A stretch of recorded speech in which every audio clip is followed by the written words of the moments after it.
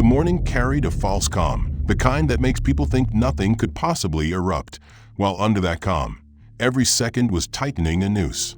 The bank buzzed with faint machine hums and clipped conversations, but one corner of the room held a silent standoff. On one side, a man in uniform, steady as stone. On the other, a manager weaving a quiet performance of delays and insinuations for anyone within earshot. Papers shuffled, rules were invented on the spot, and a subtle audience began to form, unaware they were watching a trap that would eventually snap shut in the most unexpected way. Power sat in the room, but not where anyone thought it did. Before the final move comes, like and subscribe so you catch the moment it all flips, and tell me in the comments where you're watching from and what you think is really happening. The late morning sun angled through the tall glass of Stone Mount Bank's facade, throwing slow-moving reflections across the marble floor like ripples of light on water. And when the doors parted with a soft hydraulic sigh, Silas Drayton stepped in as if crossing an invisible threshold from ordinary errands into contested territory. He moved with the quiet discipline of someone who had carried weight that most people never would, shoulders squared, chin steady. The navy jacket of his dress uniform tailored close, brass buttons polished to a muted gleam that caught and released the overhead LEDs with each step. Ribbons lay in neat rows over his heart, not as decoration, but as a ledger of places survived and promises kept. The beret was tucked with exactness under his epaulette. The boots, civilian enough to pass, military enough to speak, were mirror clean. The lobby hummed its genteel soundtrack of commerce, the persistent patter of keys, the crisp tear of deposit slips, the polite murmur of tellers managing the churn. A looping currency board blinked green and red above a line of rope stanchions, and a fragrance of coffee, copy paper, and floor polish hung in the climate-controlled air. At the counter center, under a brushed steel plaque that read Branch Manager, stood Lowell Hargrove, a man who had mastered the twin postures of hospitality and gatekeeping and wore each with the practiced ease of a bespoke suit. He was mid-40s, hair thinning at the crown but disciplined by product into a careful part, cuff links winking when he moved his hands, tie knot precise and compact. His eyes lifted from a stack of loan documents just as Silas cleared the line, and the look that traveled unhurried from beret to boots was not curiosity or even surprise. It was appraisal followed by a small, private verdict. The almost imperceptible shake of his head made the verdict public. The counter between them gleamed, a pane of polished wood with a lip meant to cradle forms and checkbooks. And for a heartbeat, it was only a stage awaiting its first action. Lowell supplied it. One hand slid beneath the ledge with casual familiarity and returned holding a tidy acrylic plaque whose black lettering had been designed to deflect confrontation with a bland armor of policy. He placed the sign with ceremonial neatness directly in Silas's sightline, centered, squared to the counter's edge. Service temporarily unavailable. The timing broadcast intention more clearly than any explanation could have. Around them, the lobby's choreography barely faltered. A man in a navy blazer shifted from foot to foot as if trying to shorten time by motion. A mother adjusted a stroller's canopy and glanced up, deciding whether the scene deserved the permanent attention of a memory. At a far terminal, a junior teller in a gray vest laughed softly at something a retiree had said and passed him a pen with two hands and a smile.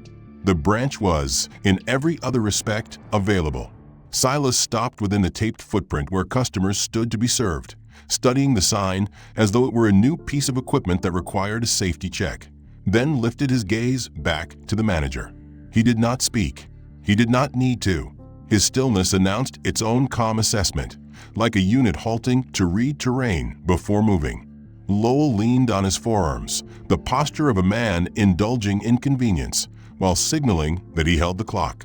His wristwatch, a tidy rectangle of steel and glass, flashed as he glanced toward the glass-walled offices to his right where two associates conferred over a tablet, the kind of glance that said important matters lived over there and not here. He drew a slow breath through his nose and let it out, the kind of exhale that disguised itself as neutrality but tasted faintly of contempt. The sign between them did its work. It asked Silas to translate temporary into indefinite, availability into denial, policy into personal. The longer it sat, the clearer its meaning became.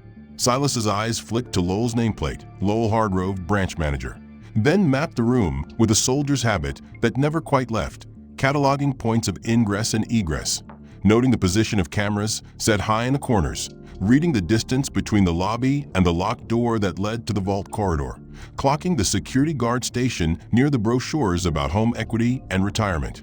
He did not bristle. He did not frown. He permitted the bank to show him what it believed itself to be. Somewhere behind him, a printer spooled with the melancholy whir of a machine that knew the day would offer more paper than purpose. Somewhere to his left, the currency board flipped a red number to green, and someone released a quiet, satisfied hum. The branch orchestra continued as if the conductor had only waved a baton at one mute section. Lowell shifted the sign by a fraction of an inch, a meaningless adjustment that nonetheless suggested control, and in that gesture lay the whole philosophy of the moment. Not a wall, just a speed bump. Not an insult, merely procedure. Not a man, merely a uniform that could be inconvenienced without consequence. He looked briefly toward the security guard, not to summon, but to align, a lazy orbit that pulled lesser planets into position. The guard didn't move. He didn't need to. Silas watched the reflection of the room on the counter's varnish. A bulging fisheye rendering of rope lines, pastel brochures, an ATM blinking an invitation it did not mean, faces compressing and stretching with a curved perspective. It was a funhouse version of civility, cheerful and distorted, and he let it live next to the reality in his peripheral vision. He considered the primary question that years of disciplined service had taught him to ask in the face of provocation. What is gained by reaction? What is gained by patience? He shifted his weight an inch to ease pressure on a knee that still remembered long rucks, and the ribbons over his heart did not sway because his breathing did not change. A teller down the counter shot a glance their way, and then away, the glance of someone who could name what she had seen but lacked the authority to speak aloud. The seconds that followed lengthened like taffy, sticky and slow, stretching toward the kind of thinness that eventually snaps. From behind the glass-paneled office at the far end, Raymond Klein, the branch manager, stepped out with his usual air of superiority, his silk tie catching the light, his shoes clicking sharply against the marble floor. He didn't greet Dwight. He didn't even offer a neutral nod. Instead, his eyes swept over the veteran with a quick, assessing flicker before resting on the ribbons and medals pinned neatly to the uniform. The corners of his mouth lifted in something that might have been a smile, but the tone in his eyes was pure derision. He moved closer, greeting the woman ahead of Dwight with excessive warmth, leaning in slightly, asking about her children, making her laugh. Then, when it was Dwight's turn, the warmth evaporated. Without a word of welcome, Raymond took the deposit slip from Dwight's hand, glanced at it briefly, and let it fall deliberately onto the counter, as though it were something unpleasant he'd been forced to touch. Dwight's brow furrowed slightly, but he remained silent, his posture straight, his eyes steady. Raymond's voice carried just enough to be overheard by those nearby. "You know," he said, tapping a pen on the counter, "we usually see service uniforms on Veterans Day, not ordinary Tuesdays." The remark drew a faint chuckle from a man waiting at the far end of the lobby. Dwight didn't react, though his jaw tightened almost imperceptibly. Raymond turned the deposit slip over, examining it as though looking for an error. This account has been inactive for some time. You sure you've got enough here to make it worth reactivating?" His tone made the word sound less like a question and more like an insult. Two tellers exchanged glances, one of them hiding a small smirk. A young man in a suit, clearly new to the job, stood a little straighter, watching Raymond for cues on how to behave. Dwight answered evenly, "Yes, I'm sure." Raymond shrugged in exaggerated fashion, as though indulging a child. He waved the teller over and handed her the slip without looking at her, muttering just loud enough for others to hear, "Handle this carefully." The teller's expression shifted, her earlier warmth replaced with a cool detachment as she processed the deposit. Behind Dwight, the line had grown, and the low murmur of voices carried an undercurrent of curiosity, some eyes lingering on the uniform with a mix of curiosity and judgment. Raymond, sensing his own authority on display, decided to push further. "You know, Mr. McCallum, is it? This branch caters primarily to high-value clients. Many of our regulars have extensive portfolios, business accounts, investments. First-class customers. We try to maintain a certain standard here." His gaze flicked deliberately down Dwight's uniform, pausing just long enough on the scuffed toe of one shoe before meeting his eyes again. The implication was clear. Dwight's fingers flexed slightly at his side, but his voice, when it came, was level. "I understand your standards." Raymond smiled thinly. "I'm not sure you do." He stepped back just enough to give the next customer in line, a man in a tailored gray suit, the physical advantage of space. The man moved forward before Dwight could even step aside, brushing against his shoulder without apology. Raymond nodded approvingly at the man in the gray suit, calling him by name, shaking his hand warmly, making a small show of walking him toward the private office. As the teller returned Dwight's receipt, she placed it on the counter rather than handing it to him directly. Her eyes didn't meet his. Behind him, a pair of teenagers whispered and snickered, their eyes darting toward the medals on his chest. One of them pulled out his phone, snapping a quick picture before pretending to text. Raymond reemerged moments later, standing just far enough away to address the room without seeming like he was speaking to anyone in particular. "Some people think wearing a uniform entitles them to special treatment," he said, feigning a casual tone but ensuring the words carried.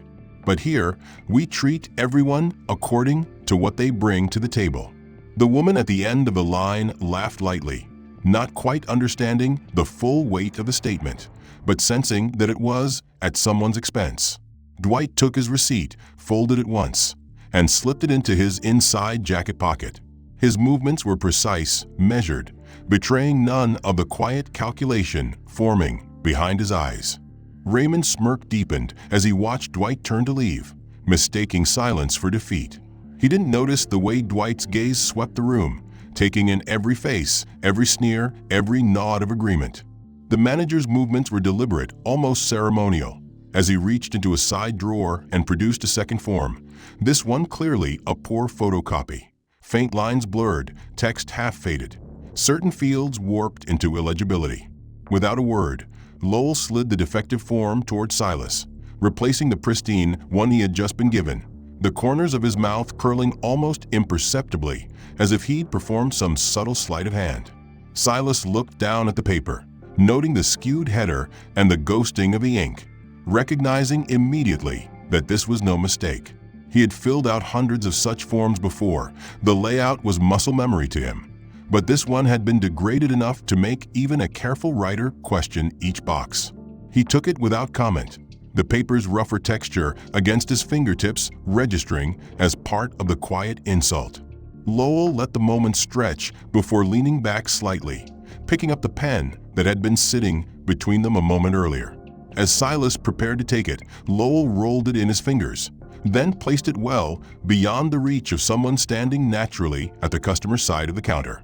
The motion was casual enough to be passed off as absent-minded, yet exact in its placement, forcing anyone who wanted it to lean far across, closing the gap on Lowell's terms. Silas didn't hesitate. He stepped forward just enough, his arm extending smoothly, retrieving the pen without letting his expression change.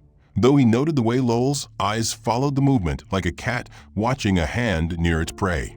Behind Silas, a couple shifted impatiently in line, their voices a low thread of irritation about the delay. Lowell's gaze flicked toward them briefly, the corner of his eye catching their restlessness, and then he returned his attention to Silas, as though aware that any additional pressure from the queue might make the veteran appear inconvenient in the eyes of strangers. Silas lowered his eyes to the form, methodically filling out the distorted text, his handwriting measured and precise despite the distraction. The pen's ink was slightly uneven, skipping faintly every few letters, adding another layer of unnecessary difficulty. Lowell busied himself with stacking and res-tacking papers at his station, occasionally glancing toward Silas, as though evaluating how much longer he would take. At one point, he made a show of pulling out a different stack of forms, clean, properly printed ones, and setting them just within his own reach, a silent reminder that he controlled the flow of legitimate paperwork in this branch. Silas finished the final field and set the pen down on the counter's edge. The click of plastic on wood sharper than it needed to be. Lowell reached for the form but stopped halfway, tapping a single finger against the skewed header as if to draw attention to its imperfections, then let out a slow exhale that carried just enough of a sigh to suggest dissatisfaction. He took the paper, held it at an angle under the light, and then, without glancing at Silas, placed it on top of a separate pile that was clearly not the stack being processed promptly. Silas caught the subtlety. His form would now be handled last, maybe after hours, maybe not at all. A murmur from the line grew slightly louder as a man in a leather jacket muttered something about people holding things up. Lowell heard it and allowed himself the faintest smirk, a satisfaction at having shifted public perception just enough to make Silas the inconvenience rather than himself. Without looking directly at Silas, Lowell slid the pen even farther down the counter, letting it spin once before coming to rest beside a stack of envelopes. He busied himself with the next customer's transaction, his posture closing off any possibility of further assistance. Silas remained where he was for a breath longer, his eyes traveling from the blurred text on the form to the neat, untouched stack of clean ones still within Lowell's reach. He filed away the memory, not as an emotional sting, but as another line in the record he was keeping silently. Around them, the rhythm of the bank continued. Tellers counting bills, printers spitting out receipts, customers shuffling forward in small increments. But in this small, controlled corner of the counter, Lowell had just layered a new form of obstruction onto his pattern of subtle humiliations. Silas, unshaken, stepped back from the counter, his presence as composed as when he had walked in, though inside he was marking every petty tactic, every engineered inconvenience. Lowell accepted it with a slow movement, his fingers brushing the edge as though reluctant to touch anything passed across by this particular customer. And with the faintest, almost performative shift in his grip, the paper slipped from his hand and fluttered down to the polished marble floor. The drop was too precise, the timing too deliberate to be a true accident. The fluttering descent seemed designed to catch the attention of those in the queue, and it did. A woman 2 places back in line glanced down at the paper, then up at Silas, her mouth pressed in a thin line of faint disapproval, while a man behind her allowed himself a quick smirk, as if he had witnessed something amusing. Lowell's movements in retrieving the fallen paper were calculated, not hurried. He bent with exaggerated care, lowering himself inch by inch, his hand lingering just above the page for a beat before finally picking it up. Straightening, he gave the faintest huff of exertion, the kind that could be mistaken for annoyance at having to bother, then smoothed the paper with both hands as though it had been wrinkled by the mere act of falling. He didn't hand it back. Instead, he pivoted slightly toward a tall shelving unit at the far end of the counter, where files and forms were organized into multiple trays, their edges labeled in tidy handwriting. Most customers' paperwork went into one of the top trays, clearly intended for prompt processing, but Lowell moved with unhurried purpose toward the bottom shelf, where an aging stack of yellowed forms sat undisturbed. In full view of Silas and the customers waiting behind him, Lowell slid the completed registration form into the very bottom of that stack, pressing it flat, so that only the faint edge of the paper peeked out beneath a dozen outdated documents. He let his hand rest there for a moment, as though sealing it in place, before withdrawing and turning back to the counter. Silas didn't react outwardly, but he noted the positioning of the file, the age of the documents above it, and the subtle message being delivered. Your request is not a priority, and everyone here will see it treated that way. The customers in line saw it too, though their interpretations varied. Some looked away, uncomfortable, while others wore the faintly entertained expressions of people watching a minor social skirmish unfold. Lowell, satisfied with the placement, resumed his spot behind the counter and began to shuffle a different stack of papers, ignoring Silas entirely. The atmosphere in the immediate area had shifted, the faint hum of conversation now tinged with curiosity, as though the onlookers were waiting to see what this uniformed man might do in response. Silas, for his part, maintained the same steady composure he had held since first stepping to the counter. He didn't lean in, didn't raise his voice, didn't reach for the file. Instead, he let his gaze rest on Lowell for a heartbeat, then shifted it to the shelves, memorizing the exact position of the outdated stack and the distance from the counter's edge. His peripheral vision caught the subtle exchange of glances between two tellers farther down, one giving a slight shrug, the other raising her eyebrows in a way that conveyed both awareness of what Lowell was doing and an unwillingness to intervene. A sharp clack of heels against the marble signaled another customer entering the lobby, drawing brief attention away from the scene. But Silas's focus never wavered. Lowell began a new transaction with a man in a press suit, his tone warm and professional, the contrast to his treatment of Silas as deliberate as the earlier paper drop. The man in the suit laughed at something Lowell said, oblivious to the undercurrent that had just played out in the same space. Silas stepped aside, allowing the next customer forward, and positioned himself at an angle where he could still see the shelving unit without obstructing anyone. He was in no hurry to leave. Patience was an old ally.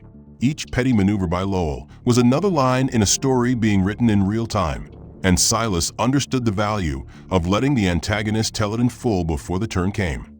A soft cough from somewhere in the line brought Lowell's attention briefly back to the group, and his eyes flicked toward Silas with the faint, smug satisfaction of a man who believed he had successfully diminished someone without crossing into overt hostility that might be challenged. Silas met that glance with the same calm neutrality he had maintained all morning, neither defiant nor submissive, but with the steady look of someone who had seen such games before and knew exactly how they ended. The murmur of a printer in the back room filled the momentary lull, and the faint shuffle of papers from the tellers kept the rhythm of the bank intact, as though nothing unusual had happened. But Silas knew, and Lowell, somewhere deep down, likely suspected, that the file's burial at the bottom of that outdated stack was a move that would not be forgotten.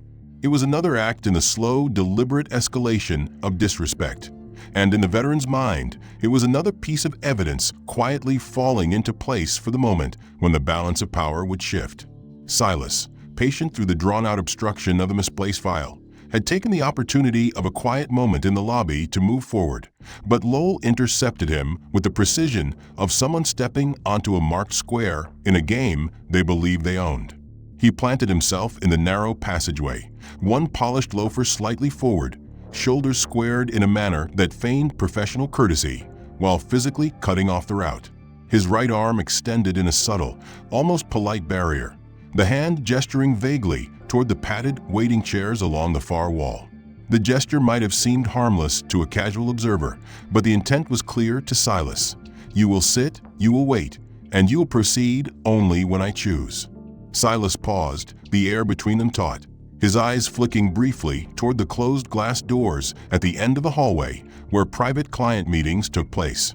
The chairs Lowell indicated were arranged in an uncomfortable arc, low enough to force a slight slouch in posture and positioned beneath an air vent that sent a faint but persistent draft down on anyone sitting there.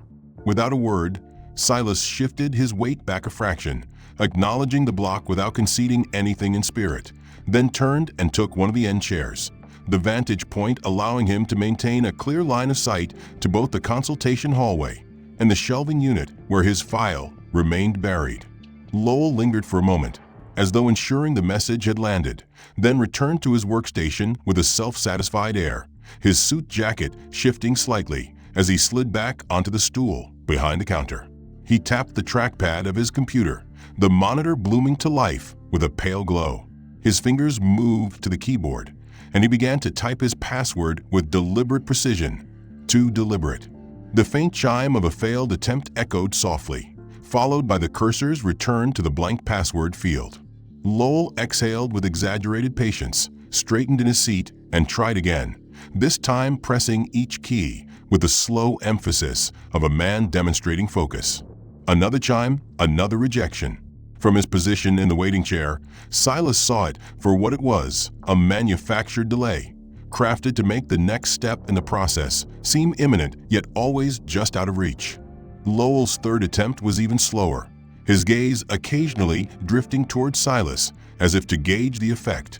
A woman in line glanced at the monitor and then at Lowell, sensing inefficiency but not the underlying purpose. He offered her a polite half-smile, the kind that suggested all was under control, then turned back to the glowing screen. This time he rested his fingers on the keys without typing, letting them hover as though recalling the precise sequence from memory. When he finally entered it, the chime sounded again, and he chuckled lightly, a sound pitched to carry to the nearest customers. "Third time's the charm, right?" he said to no one in particular, though his eyes flicked toward Silas before returning to the monitor. A customer at the far end of the counter smiled obligingly, unaware of the subtext, and Lowell shrugged in mock self-deprecation. But when he began typing again, the tempo slowed to a crawl, each key pressed with a deliberate pause before the next, until finally, the system granted access and the desktop appeared. Even then, he didn't move directly to Silas's matter. Instead, he opened the branch's scheduling software, clicking through multiple windows and making occasional notes in a small ledger beside his keyboard. Silas, still seated, let the moment pass without visible reaction, his gaze steady on Lowell's hands as they moved across the desk, touching files that had nothing to do with his case. Behind Silas, a man in a dark green overcoat sighed audibly, checking his watch and muttering about never coming here on a weekday again. The words weren't meant for Silas, but Lowell's faint smirk suggested he enjoyed the implication that the veteran was somehow part of the reason for the delay. Finally, Lowell rose from his seat, collecting a small stack of papers and walking them slowly to the far end of the counter where a junior teller sat idle. He handed them over with instructions, spoken just loudly enough for Silas to hear, though they were mundane and unrelated to the veteran's business. The teller nodded and began working through the documents, while Lowell returned to his own station and sat again, adjusting his tie before turning back to the monitor. His fingers tapped the keys once more, this time producing a rapid series of clicks that suggested he had known the correct password all along. The bank's internal software came into full view, and with a few practice clicks, he opened Silas's account profile, glancing at the details with the detached air of someone flipping through a magazine in a waiting room. Instead of proceeding, he minimized the window and opened an unrelated spreadsheet, scrolling through it without purpose. Silas's eyes narrowed slightly, not in anger, but in the quiet acknowledgement of yet another layer in Lowell's performance of authority.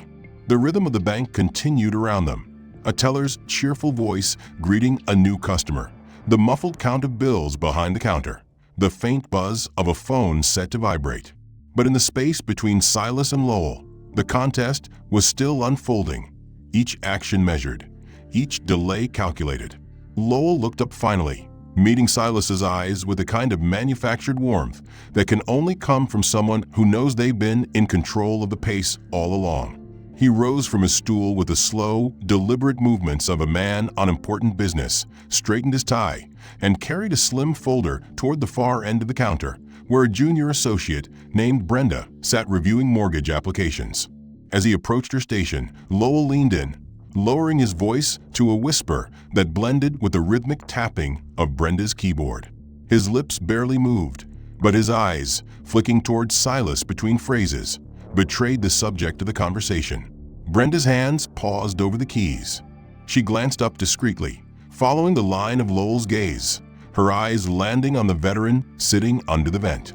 There was no malice in her look at first, only curiosity, but Lowell's murmured words seemed to carve suspicion into her expression.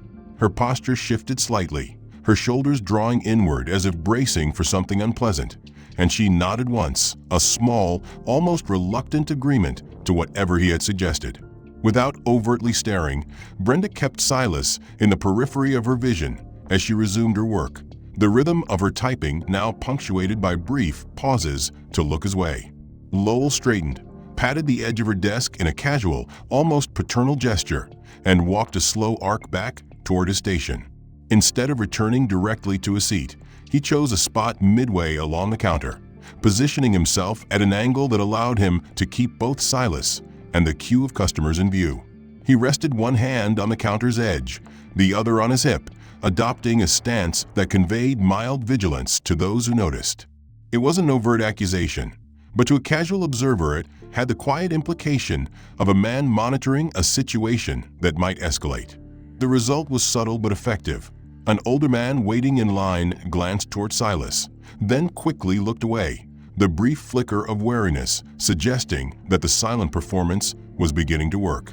Across the room, a mother adjusting her child's jacket caught the exchange and moved slightly closer to the rope barrier, as though ensuring a safe distance from whatever might be happening. Silas, still seated and perfectly composed, recognized the tactic immediately. This wasn't about blocking access anymore. This was about planting the seed of a narrative in the minds of everyone in the room. Lowell was crafting the image of a troublesome presence without ever speaking it aloud, knowing the human imagination, once triggered, would fill in the rest. The veteran stillness became part of the story Lowell wanted told. A man who wasn't leaving, a man who required watching, a man who disrupted the bank's flow simply by existing in the wrong way in the wrong place. Lowell turned slightly, as if scanning the lobby for something else, but his gaze settled on the security guard near the entrance. It wasn't a summons, just a moment of silent alignment, a brief nod that didn't need to be returned. The guard shifted his stance, not moving closer, but adjusting his angle, so Silas was now within his peripheral view. From the corner of his eye, Silas saw the maneuver and filed it away, another calculated step in the slow tightening of an invisible net. Lowell finally returned to his computer, making a show of resuming work while still glancing up every so often with that same measured vigilance. Each time his eyes passed over Silas, they lingered just long enough for someone else to notice. Brenda, picking up on the cue, began asking customers in a slightly hushed tone if they'd been helped, her manner conveying the suggestion that service needed to be smooth and quick today. One of the customers, a young man in a hoodie, gave a quick nod towards Silas and muttered something about guys like that, a phrase vague enough to be harmless but loaded enough to stick in the air. Lowell didn't acknowledge it directly, but his faint smile as he looked back at his monitor was enough to confirm that his performance was achieving the intended effect. The room's atmosphere had shifted. Transactions continued, the printer still hummed, the currency board still flipped numbers in a relentless cycle, but an undercurrent of quiet wariness now threaded through the normal business. It was the kind of shift that most customers wouldn't consciously recognize, but they would remember the feeling of tension and attach it to the uniformed man under the vent.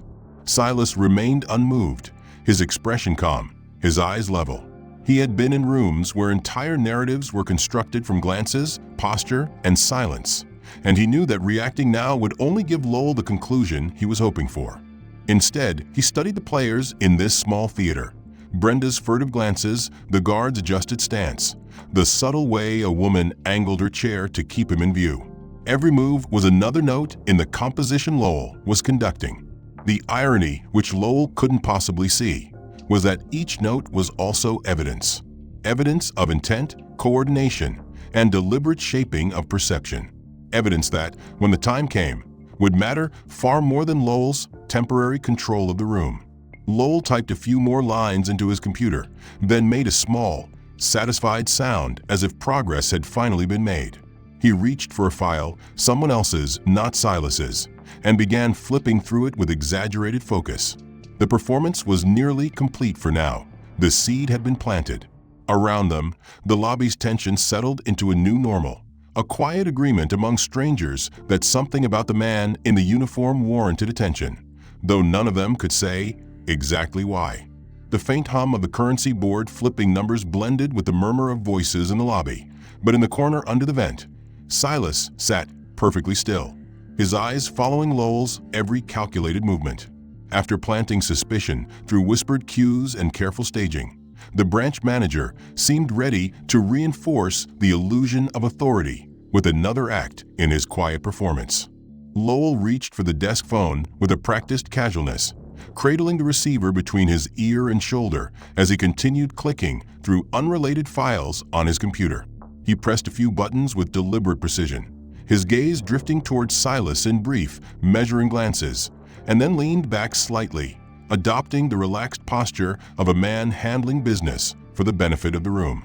"Yes, this is Lowell," he began, his tone warm but formal, the kind of voice used when wanting others nearby to think something important was happening. I have a file here, yes, I'm holding on to it. No, not the usual one. This is, well, a special circumstance. The words were vague enough to be meaningless, but in a room already primed to see Silas as a disruption, they hummed with suggestion. A woman seated near the door looked up from her phone, her eyes narrowing slightly as she glanced between Lowell and Silas. The pause between Lowell's sentences stretched just enough to suggest that the person on the other end was speaking, though Silas, with his trained ear, knew there was no genuine back and forth here. Lowell's pacing of words, the calculated soft noises, the well-timed sighs. It was the verbal equivalent of typing the wrong password 3 times in a row. Well, Lowell continued, tapping a pen idly against a folder that did not contain Silas's information. I want to make sure this is handled appropriately. We have certain procedures, you understand. His eyes flicked toward Silas again, the sentence crafted to land in the space between them without ever naming him. The teller 2 stations down shifted in her seat, leaning just slightly to catch more of the conversation. The guard by the entrance took one slow step to the side, subtly adjusting his angle so that both Lowell and Silas remained in his peripheral vision. Silas recognized the choreography. Every glance, every pause, every low murmur meant to suggest that his case was the kind that needed extra attention, the kind that might require a decision from higher up. Lowell continued to spin the illusion, occasionally scribbling a meaningless note onto a yellow pad, his pen making slow, deliberate arcs that looked purposeful to an outsider.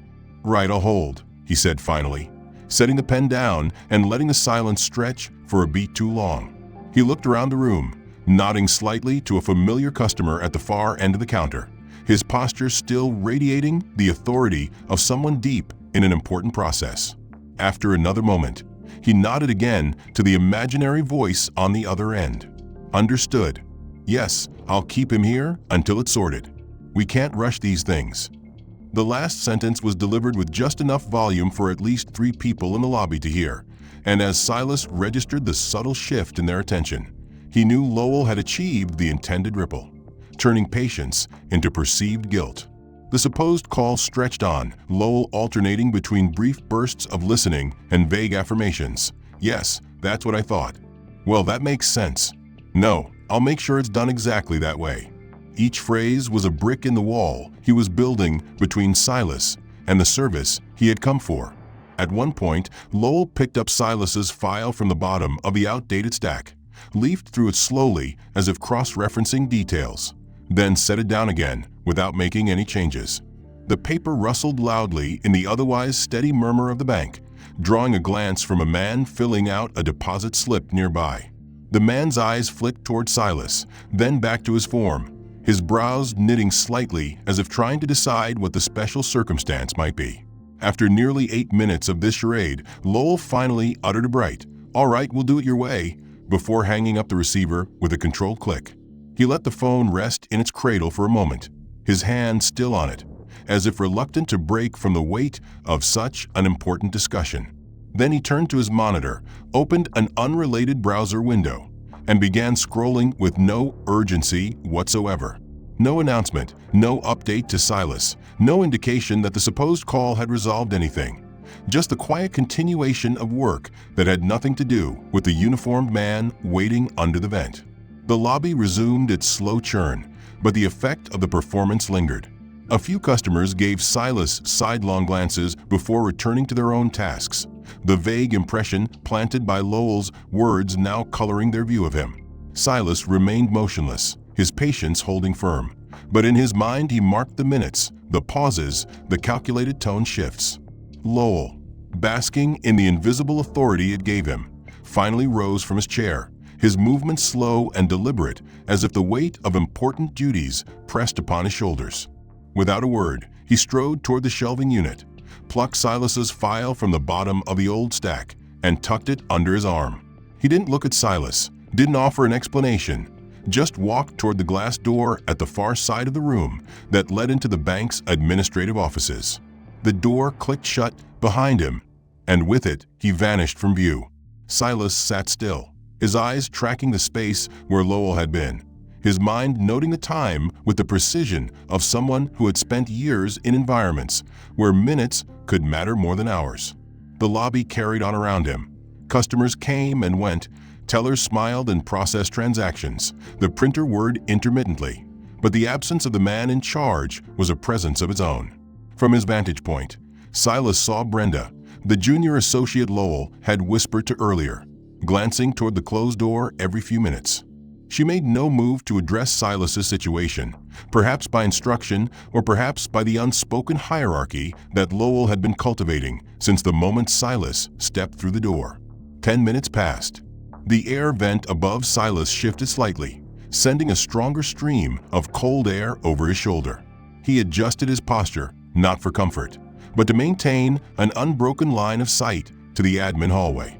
A man in a gray hoodie took a seat 2 chairs away, glanced at Silas, and then busied himself with his phone, but not before sneaking a second look, the subtle curiosity born from the atmosphere Lowell had spent the last hour shaping. 15 minutes in, the guard at the entrance adjusted his stance again, subtly recentering so that both Silas and the admin hallway door remained in his peripheral vision. The minutes stretched, each one another reminder that this was less about paperwork and more about power. At the 20-minute mark, the glass door clicked open and Lowell reappeared, his expression unreadable, his steps unhurried. He carried no sign of urgency, no evidence of the file's journey, just a single sheet of paper, pristine and unmarked, held loosely in one hand. He approached his workstation and, without a glance at Silas, laid the blank page flat on the counter where a moment earlier there had been nothing. The sound of paper against wood was quiet, but in the controlled theater of this branch, it was a deliberate cue.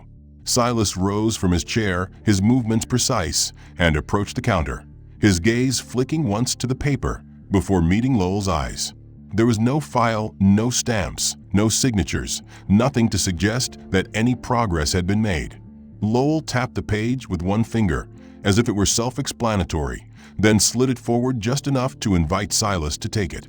His face remained neutral, but the faint narrowing of his eyes betrayed a satisfaction in the ambiguity.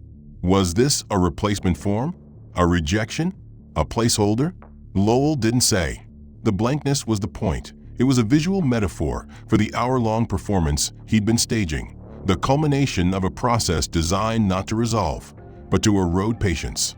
Around them, the low hum of the bank continued, but Silas could feel the shift in energy from a few customers who had been watching.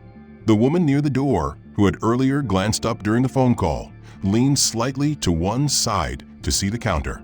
A man filling out a withdrawal slip paused mid-number, his pen hovering just above the paper.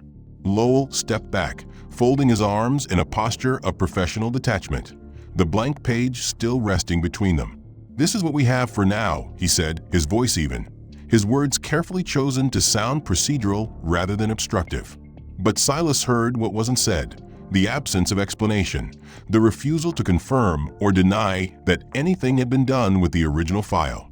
It was a move designed to force a reaction, to pull him into the performance as an active participant rather than the silent witness he had been. Silas didn't take the bait. He looked at the paper for a long moment, then slid it back across the counter without touching it. His expression remained unchanged, but in the stillness there was a weight that made Lowell's eyes flicker for just a fraction of a second. The veteran turned and walked back to his seat, reclaiming his position beneath the vent as though the 20-minute disappearance and the empty page were nothing more than minor inconveniences. Lowell denied the satisfaction of visible frustration, picked up the blank sheet and tucked it into a drawer without another word. The manager pushed back from his stool, smoothed the front of his jacket, and walked toward the far end of the lobby where the glass-walled meeting rooms lined the side corridor. These rooms were designed for client consultations, brightly lit, comfortably furnished, and deliberately visible so that anyone in the lobby could see the transparency of business being conducted. But Lowell wasn't headed there to conduct any legitimate business concerning Silas. He was going there to stage another layer of theater. Silas tracked his movement, noting how Lowell kept his head high, his pace unhurried, as if he were walking toward an appointment that mattered more than anything in the public space he'd just vacated. Inside the meeting room sat a middle-aged couple well-dressed, their hands resting on a folder thick with documents. Lowell entered, shook their hands with exaggerated warmth, and sat where his profile would be perfectly framed in Silas's line of sight. The glass walls worked as intended. Every smile, every easy laugh, every animated gesture played out like a scene from a commercial, the kind designed to communicate that here, important people were treated with respect. As Lowell leaned forward in mock attentiveness, nodding at something the woman said, he let his hand drift casually to the side table, where a vertical corkboard stood propped against the glass. Silas recognized it immediately: the Needs Further Review Board. This was where problem files were placed in full view of staff, ostensibly to ensure follow-up. But in practice it was also a silent display, a mark for anyone who walked past that the case in question was stalled, possibly problematic. Lowell reached into his folder, pulled out Silas's file, and clipped it to the very top of the board, the bold black lettering on the label visible even from the waiting area. The placement wasn't subtle. It was positioned at just the right angle to catch the eye of any teller, any clerk, any client walking past that glass wall. From the lobby, Silas could see the moment when a teller carrying a stack of forms glanced through the glass, spotted the file, and then glanced reflexively toward him. A man in a blue polo shirt sitting 2 chairs away from Silas followed the line of sight, and though he said nothing, shifted his posture slightly as if adjusting to new information. Lowell, still seated with the couple, carried on the conversation as though oblivious to the ripple his action had caused. He leaned in, pointing to a page in their folder, smiling broadly at some shared understanding, then gestured toward the corkboard with a casual wave of his hand, as if referencing an unrelated matter. But the timing was deliberate. He knew Silas was watching, and he knew every passerby in the corridor now had a chance to note that file and draw their own conclusions. It was a visual form of isolation, a way to mark someone without ever speaking their name aloud. The couple, unaware of the deeper play, nodded along to whatever Lowell was saying. Their body language was open, trusting, and each time they laughed at his small jokes, it was another brick in the image he was building. Lowell, the personable professional, beloved by his real clients, contrasted with the silent, uniformed figure sitting alone under the cold air of the vent. After several minutes of cheerful exchange, Lowell rose from his chair, clasped both clients' hands in parting, and held the door open for them with a flourish. As they left, he positioned himself so that his body partially blocked the corkboard from their view, ensuring the attention stayed on him rather than the file. Only once they had turned down the hallway toward the exit did he step fully aside, leaving the board in plain sight again. A young teller walking past paused just long enough to scan the file, her lips pressing together before she continued on. Lowell glanced toward the lobby, his gaze locking briefly with Silas's, the faint curve of his mouth communicating the satisfaction of a man who believed he had just cemented another layer of social disadvantage. Then, as if to seal the moment, he adjusted the angle of the file on the board so it faced the lobby more directly, the movement small but unmistakable. Silas remained motionless, absorbing the choreography, his eyes taking in not just the placement of the file, but the reactions it elicited, the glances, the whispers between 2 clerks at the far counter, the slight tightening of the guard's stance near the entrance. Every reaction was another confirmation that Lowell's theater was having its intended effect in the room. The manager didn't linger in the glass room. After a few more seconds of pretending to tidy up papers that weren't his, he stepped out, closed the door behind him, and walked past the corkboard without removing the file. He didn't even look at it, as though it had ceased to matter to him the moment he had marked it publicly.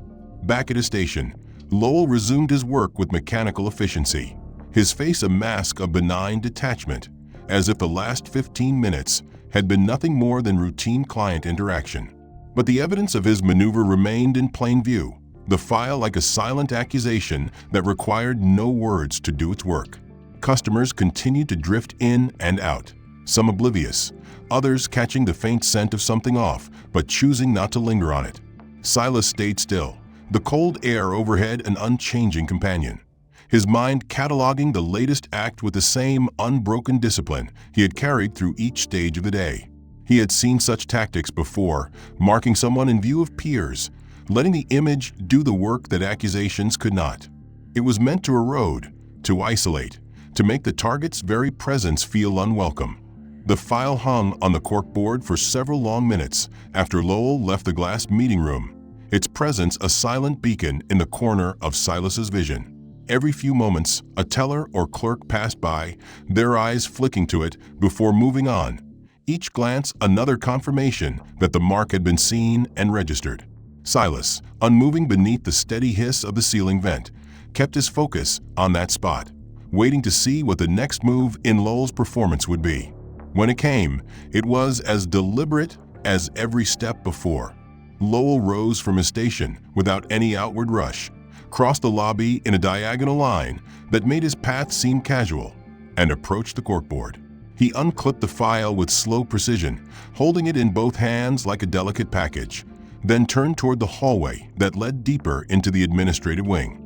But instead of disappearing into the back as he had during the earlier 20-minute absence, he took a route that looped him through the open plan workspace where several employees sat at desks processing loan applications and account paperwork. He stopped at the first desk, a young man named Carter's, and placed the file gently on the corner of it. Silas could see Carter glance at the top page, then look up in mild confusion. Lowell leaned down, speaking in a low but audible voice, his tone suggestive of urgency, without offering any specifics. Carter nodded slowly, flipped the first page, and then handed it back after less than a minute. Lowell took it without hesitation and moved on, strolling toward the next desk where Brenda sat. She looked up before he arrived, her expression neutral, but her eyes betraying recognition of the file.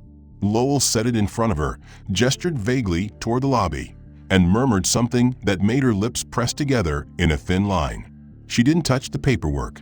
Instead, she glanced at the corkboard now empty behind the glass wall, then back at Lowell, shaking her head slightly before turning to her computer screen. He picked up the file again, unbothered, and walked to a third desk in the far corner, this one belonging to a senior clerk named Harold. From where Silas sat, Harold's posture was different, more upright, his gaze flicking from the file to Silas in the distance, and then back to Lowell with a question that didn't need to be spoken aloud. Lowell leaned on the desk, his elbow resting casually as he tapped the file with two fingers in a way that looked more like a show for anyone watching than a functional explanation of a client issue. Harold eventually opened a desk drawer, withdrew a red pending stamp, and pressed it on a blank sheet of paper tucked inside the folder. The sound of the stamp's impact carried faintly across the room, followed by the soft thud of the drawer closing. Lowell nodded as if progress had been made, then tucked the file under his arm again. But instead of returning to his station, he walked a wide loop through the workspace, pausing to exchange brief pleasantries with other staff who had nothing to do with Silas's case. Each stop was another minute added to the clock, another chance for people to see the file in his hand and attach to it whatever suspicions the earlier performance had seeded. After nearly 10 minutes of slow pacing, Lowell emerged from the admin wing and into the lobby once more. His eyes scanned the waiting area, locking briefly with Silas's before moving to the queue of customers at the counter. He stepped behind the teller line, leaned toward one of the clerks, and handed over the file with a few short words. The clerk opened it, glanced at the pages, and then, confusion plain on her face, passed it back to him.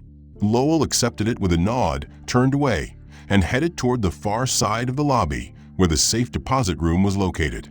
He didn't enter, but paused there to chat with the attendant, holding the file loosely in one hand like a prop that justified his movement across the floor. From start to finish, the route he had taken was a perfect circle, corkboard to Carter, to Brenda, to Harold, to the teller, to the attendant, and now, inevitably, back toward his own desk.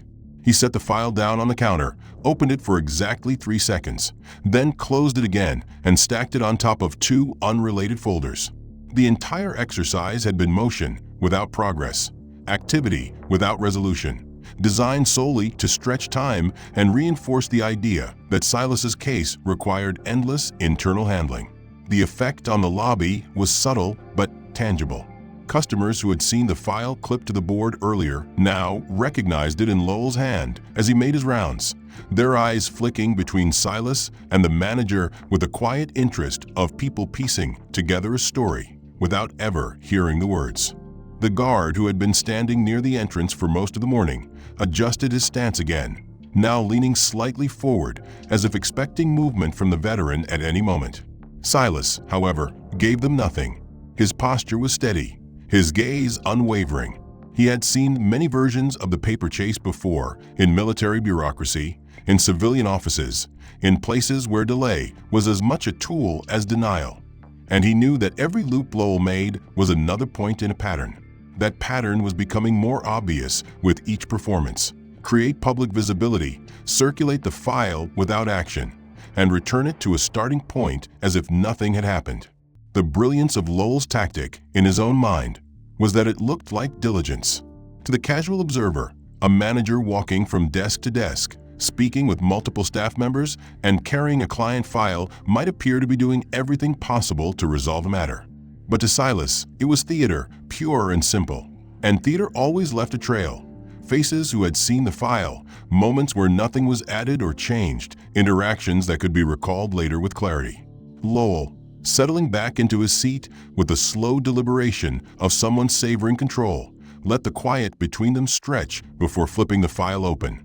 His fingers moved slowly across the top page, his eyes scanning the familiar contents as though encountering them for the first time.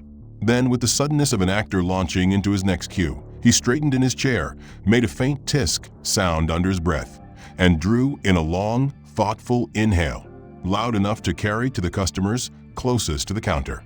His head turned slightly toward the nearest teller. "Does anyone still have the old C-14 forms? The ones we stopped using a couple years back?" he asked, his tone deliberately projecting concern. The teller glanced up, confusion flickering across her face. "C-14? For what kind of account?" she asked, already uncertain because the form had been retired so long ago that only newer hires had never even seen it. Lowell waved his hand vaguely, as though the details didn't matter, his voice pitched for the lobby to catch. "We have a file here with incomplete documentation. It's a bit unusual. I just want to make sure we get it right." The words hung in the air, suggestive without specifics, calculated to sound as if the unusual nature of the file could imply a problem with the person it belonged to. A man standing 2 spots back in the queue shifted his gaze towards Silas, his eyes lingering just a moment too long before returning to the counter. A woman with a checkbook open at the signing table glanced over her shoulder at the uniformed veteran, then quickly looked down again, tapping her pen against the paper. Lowell closed the file and tapped it twice with the flat of his hand, as though trying to contain the imagined complication within its cardboard cover. He rose from his chair, carried it a few steps to Brenda's desk, and leaned in to speak with her in a low voice that was still just loud enough to be picked up by anyone straining to overhear. "Do you remember if the old C-14 required 2 signatures or just 1? He asked, knowing full well the form had nothing to do with Silas's case. Brenda, visibly caught between wanting to answer and wanting to avoid being pulled into another of Lowell's staged acts, hesitated before replying. "I think it was 1, but we don't use them anymore." Lowell nodded gravely, looking back towards Silas as though measuring his reaction. Silas gave him none. His gaze was steady, his posture unchanged, but the faint tightening at the corner of his mouth betrayed an awareness that this was the next layer of the game, fabricating an obstacle that could not be resolved quickly because it didn't actually exist. The manager moved on to Carter's desk, asking the same question, earning the same puzzled expression, and the same reminder that the C-14 forms had been phased out long ago. Each time, Lowell's response was a thoughtful hum and a glance toward the waiting area, his eyes briefly brushing over Silas like a man checking on the subject of an open investigation. Finally, he circled back to his own station, placed the file back on the counter, and began rifling through one of the lower drawers as though on a treasure hunt. The sound of papers shifting and folders sliding out and in again carried into the lobby, the noise itself becoming part of the spectacle. He pulled out an old binder, flipped through it with a show of scanning pages, then set it aside and repeated the process with another. Customers waiting nearby began leaning subtly to one side or the other, trying to catch sight of what was in the folder or what might be in the binder. The curiosity fed by Lowell's deliberately public search. The guard near the entrance adjusted his stance again, now angling slightly towards Silas with an alertness that was more about posture than necessity, as though influenced by the suggestion that something unusual was in play. After nearly 10 minutes of this orchestrated rummaging, Lowell finally straightened, a frown etched into his face. He tapped the file one more time, then sighed, turning to the teller at the far right station. "I'll need to check with compliance on this," he announced, ensuring the words reached the ears of at least half the lobby. "It's better to be safe." The teller nodded automatically, and Lowell sat back down, placing the file in the center of his workspace, as if it were radioactive. He didn't open it again. Instead, he busied himself with another stack of paperwork entirely, the unspoken message to Silas being that his case had now been paused until this fabricated problem could be resolved. But Silas understood the real message. The complication was meant not to be solved, but to exist indefinitely, a phantom roadblock that justified every prior delay and every minute still to come. Around them, the lobby's rhythm resumed, but the subtle shift in perception remained. The unusual file had become a quiet presence in the minds of those who had overheard Lowell's carefully chosen words, and Silas could feel the weight of their glances. Some were quick and fleeting, others more openly curious, but all fed into the narrative Lowell had been constructing since the moment the veteran walked through the door. Silas didn't move. His stillness was both defiance and strategy, each moment of composure another brick in the counter-narrative that Lowell didn't realize was being built. Lowell let the scene cool just enough for the suspicion to settle before he made his next move. With slow deliberation, he closed Silas's file, slid it into the crook of his arm, and stood from his stool. He glanced briefly toward the main doors, as if checking the ebb and flow of customers, and caught the moment when the queue thickened. 3 people entered at once, followed quickly by 2 more. The chatter rose, the printers whined, and the tellers began moving with brisk efficiency to handle the surge. This was the moment Lowell chose. Without a word to anyone, he stepped away from the counter and moved toward the back hallway, his posture calm but purposeful, the file held in a way that suggested he was about to do something critical and confidential. The glass door to the administrative wing swung shut behind him, cutting him off from the lobby sight. But the effect of his absence began immediately. Brenda, already juggling a line of customers, glanced at the now empty manager's station with a flicker of discomfort. Carter's desk phone rang twice before he picked it up, scribbling notes between transactions. The guard, now subtly leaning towards Silas's position, looked like he had been given a silent directive to keep an eye on things. And Silas, sitting under the relentless flow of cold air from the vent, watched the machine of the bank shift into high gear without the man who had orchestrated this morning's theater. Minutes turned into 10, then 15. The crowd at the counter swelled, voices rising and dropping in waves, the rhythm of the lobby becoming almost chaotic compared to the slow, deliberate pace Lowell had maintained earlier. Customers glanced over at Silas, some with faint irritation, as if his mere presence under the vent was somehow connected to the slowdown they were experiencing. Others with curiosity, remembering the special circumstance they had half overheard. At the 20-minute mark, Brenda left her station for a moment, ducking into the hallway to the back offices. She returned quickly, eyes down, moving to the printer without a word.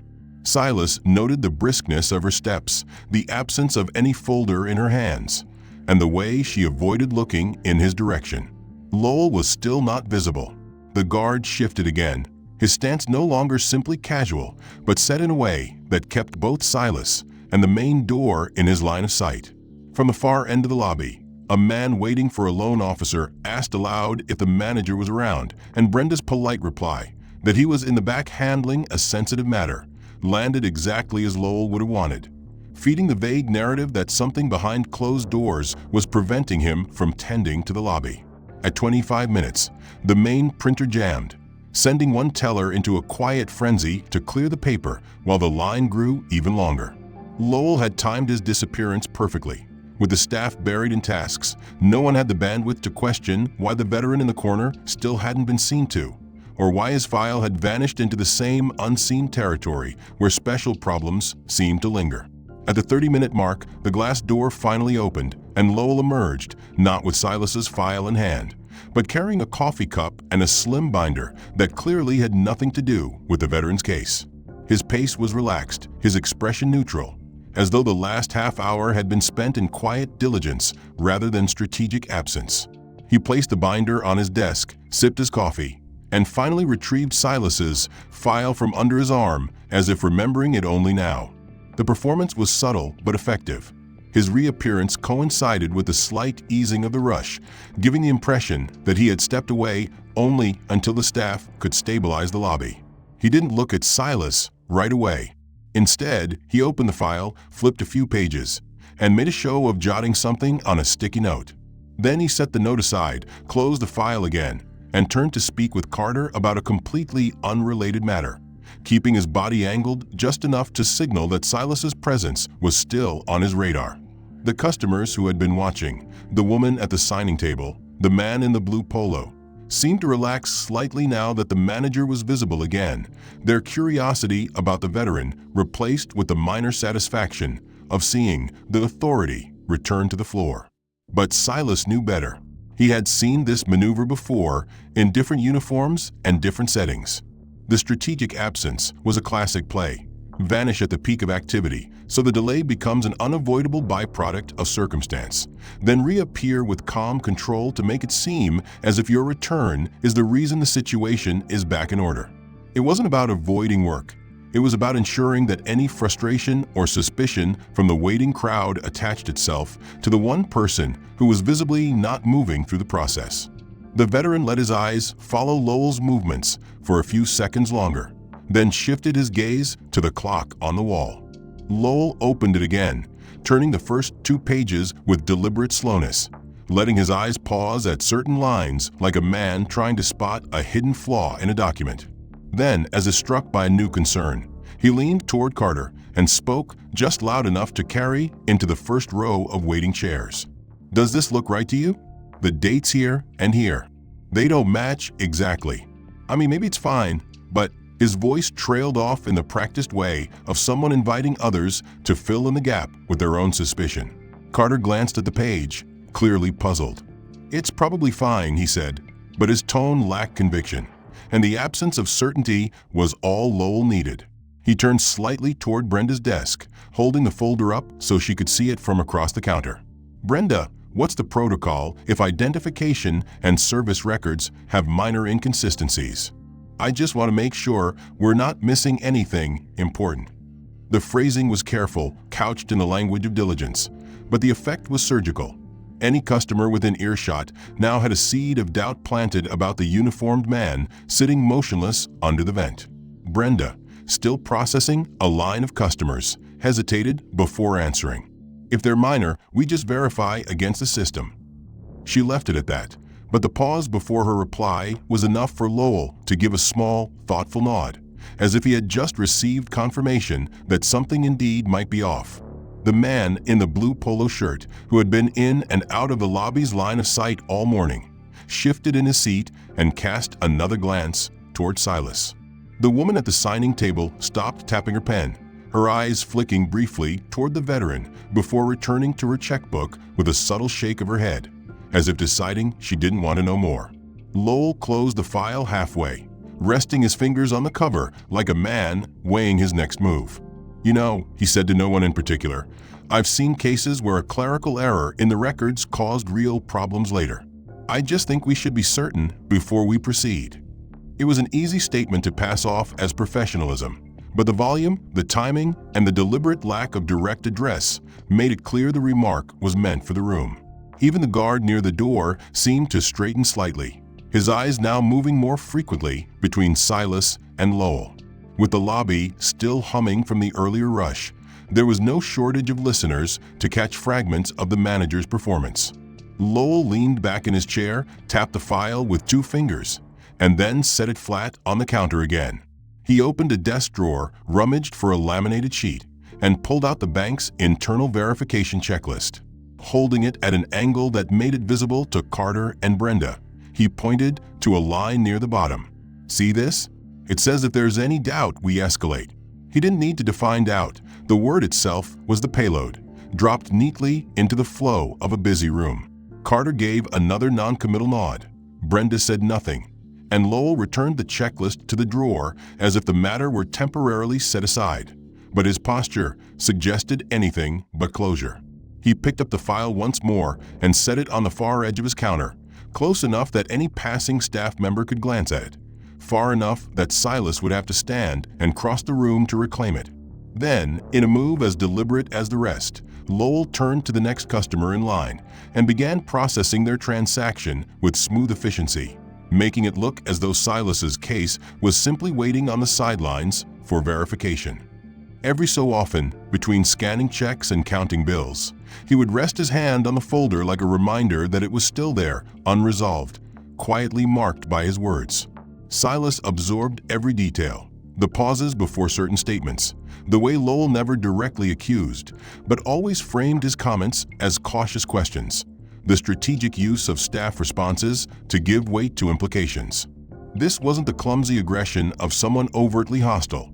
It was the measured erosion of reputation by a man who understood how perception could be shaped with a few well-placed phrases. Customers continued to glance in Silas's direction, not long enough to be obvious, but often enough that the veteran could feel the shift in the room. Where earlier eyes had been curious or mildly interested, now there was a thin layer of wariness in some of them, as if they were looking at a problem in uniform rather than a person. Lowell, satisfied that the current of doubt had been set in motion, slid the file back toward himself, flipped it open again, and began writing a short note on a sticky pad. He stuck the note to the inside cover, its contents hidden from everyone but him, and closed the folder with finality. Then, as if granting himself permission to move on, he set the file aside entirely and returned to his computer, opening an unrelated spreadsheet. To anyone watching, the matter now appeared to be in limbo, suspended in a fog of undefined verification that only Lowell could clear. Silas didn't flinch. He had been under heavier fire than insinuation, had waited longer under harsher conditions, and knew that patience was both armor and weapon. The sticky note he had attached earlier still clung to the inside cover, its hidden words acting as an invisible signal that the matter was, in his words, pending verification.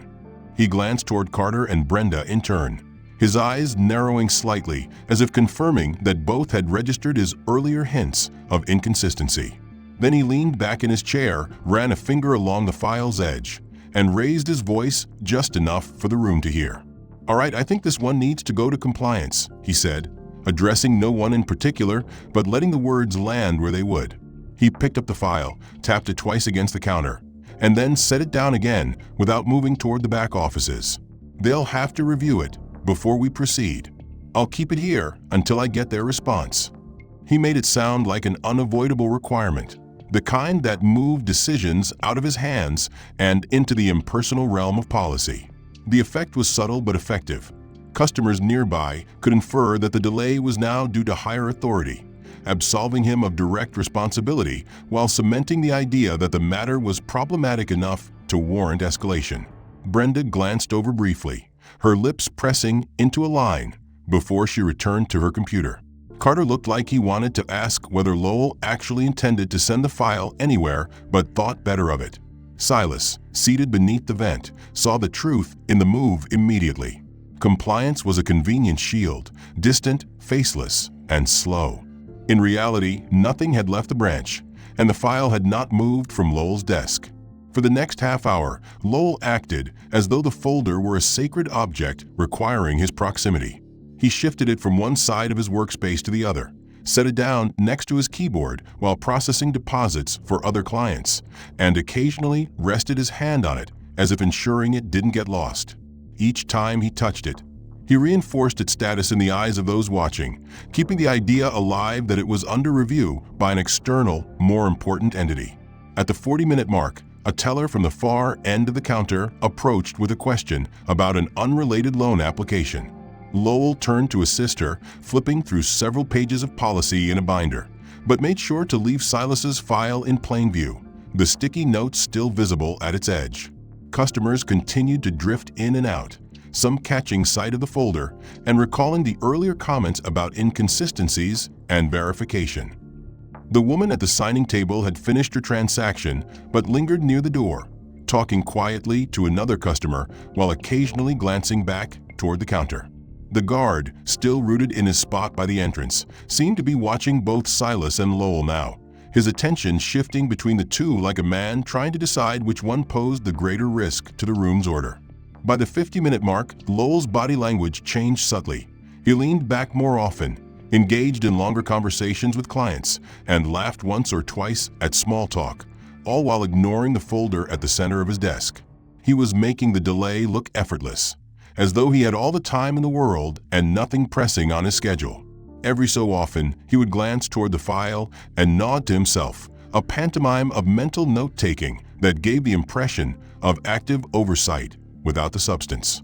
When the clock passed the 1-hour mark, he finally reached for the file again, opened it briefly, and pretended to scan the contents. Then he closed it, set it aside once more, and resumed working on a mortgage refinance with a couple seated at the side counter. His voice carried faintly across the room, warm and engaged, the kind of tone he had never once used with Silas. This was part of the same performance, demonstrating to the room that he could be attentive and efficient when he wanted to be, contrasting the stalled veteran's case with the smooth handling of other clients. Silas took in the scene with the same calm he had maintained all morning. He had seen this tactic in other arenas: wrap a delay in the language of procedure, use the illusion of external review to disguise inaction, and make the target's patience look like passivity. The longer Lowell let the file sit, the more the room adjusted to its presence as a fixture, like a piece of office furniture that no one questioned anymore. By the end of the second hour, Silas had counted at least 7 transactions Lowell had completed for other people without moving the veteran's case forward by a single step. Each one was another layer in the ledger, another moment where the pattern became undeniable. The file still sat on Lowell's desk like an inert prop, its cardboard cover hiding the fact that nothing had changed since the moment it was first opened that morning. The clock above the counter clicked past another minute, the air under the vent still pressing cold onto Silas's shoulders. 2 hours of visible delay, insinuation, and stage diligence had not moved the process forward a single inch, but it had built something far more valuable, a perfectly clear picture of intent, witnessed by every person who had walked into that lobby since the day began. Lowell leaned back in his chair now, chatting with a young couple about refinancing, his tone warm and inviting, a stark contrast to the calculated coldness he had directed toward the man sitting silently in uniform. The couple laughed at something he said, the sound rising above the soft hum of printers and quiet footsteps. Silas waited until the couple gathered their papers and stood, thanking Lowell before heading for the door. The moment their backs were turned, he rose from his seat. The movement drew eyes immediately. The guard by the entrance adjusted his stance. Brenda glanced up from her screen, and even Carter's fingers paused over his keyboard.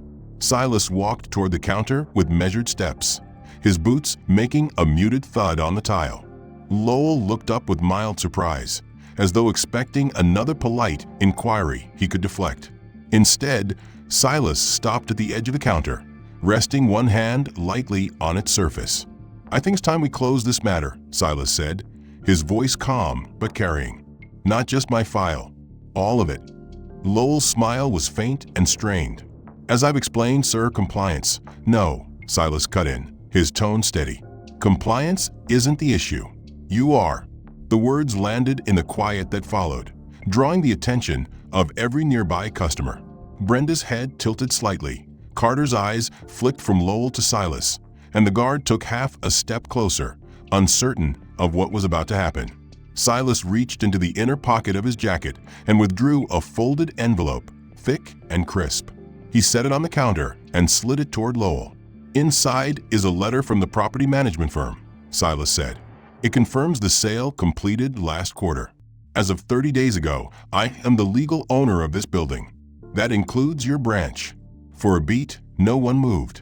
Lowell blinked, his practiced expression faltering as he reached for the envelope. He opened it with fingers that were suddenly less steady, pulling out the letter on heavy stock paper. The letterhead unmistakable. His eyes scanned the first lines, and the color in his face shifted. The sound of a chair scraping against the floor broke the silence. One of the waiting customers had leaned forward, curiosity overcoming restraint. Silas continued, his voice still calm but edged with finality. Every word you've said today, every delay, every insinuation, it's all been witnessed. I came here to open an account as a courtesy, to give this branch the opportunity to handle my business. Instead, I've been given hours of disrespect, obstruction, and a public display of exactly how you treat someone you think has no power to respond. I don't need compliance to resolve this. I own the walls around you. Brenda's lips parted in quiet shock. Carter straightened in his seat, and the guard's stance softened as understanding dawned. Lowell set the letter down, but the paper made a faint sound against the counter, betraying the tension in his hands. He tried for a measured tone. There must be some misunderstanding. There isn't, Silas said, cutting him off once more. The misunderstanding was yours, assuming that the uniform I wear means I'm here asking for something I can't claim. The truth is, this morning you had a chance to do your job with basic respect. Instead, you showed everyone here exactly who you are when you think there's no consequence. His gaze swept briefly over the lobby, catching the eyes of the customers who had been watching all day. Now, there is a consequence. You'll be hearing from my attorneys about the management contract and whether this branch continues to operate here.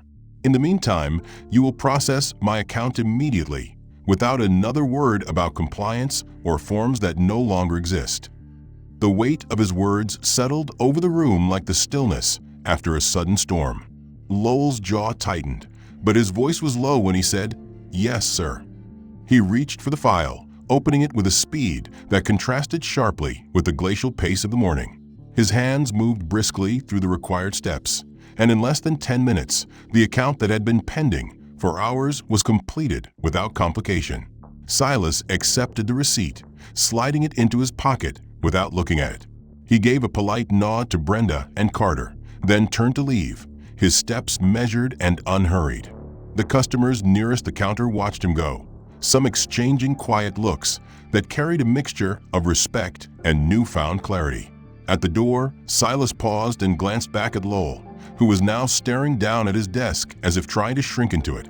"For the record," Silas said, his voice carrying just enough to be heard, "I don't tolerate discrimination in any building I own.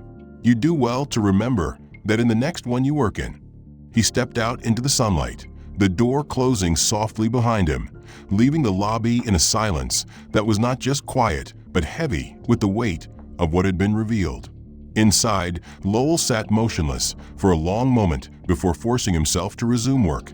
Every click of his keyboard a reminder that his position had shifted irreversibly in the span of a few sentences. The guard exhaled slowly. Brenda's eyes remained fixed on her screen, and Carter glanced once toward the door, as if expecting Silas to return. Outside, Silas walked toward the corner of the block, the rhythm of the day's earlier insults already fading into the broader truth. Justice, when it came, didn't need to shout. It only needed to arrive in full view, leaving no room for denial. The end. If you enjoyed this story and want to see more like it, make sure to like and subscribe so you don't miss the next one. What did you think about the plot? Did the ending land the way you expected? I'd love to hear your thoughts and also where you're watching from. So drop a comment and let's talk about it.